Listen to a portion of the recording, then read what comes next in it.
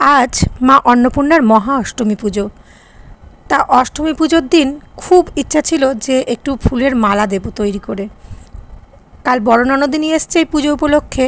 ননদিনীকে রাতে শোয়ার সময় কিন্তু বলে রেখেছিলাম, সকালবেলা যদি আমি ঘুম থেকে না উঠতে পারি তুমি ডেকে দেবে আর বলবে যে তুমি যে বলেছিলে মালা গাঁথবে, ফুল তুলবে, তাহলেই আমি উঠে পড়ব। অবশ্য সে কথা বলতে হয়নি, মা ঠিক ঘুম আমার ভাঙিয়ে দিয়েছিলেন।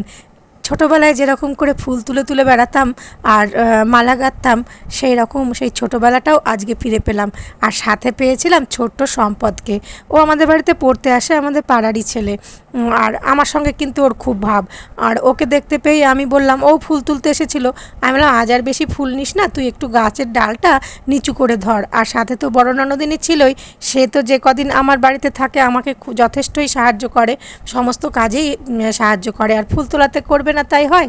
আসলে একটা বড় কিছু করতে গেলে একার পক্ষে হয় না। আসলে এত মালা গাঁথবো, এত ফুল তুলবো, একা কি আর পারা যায় বলো?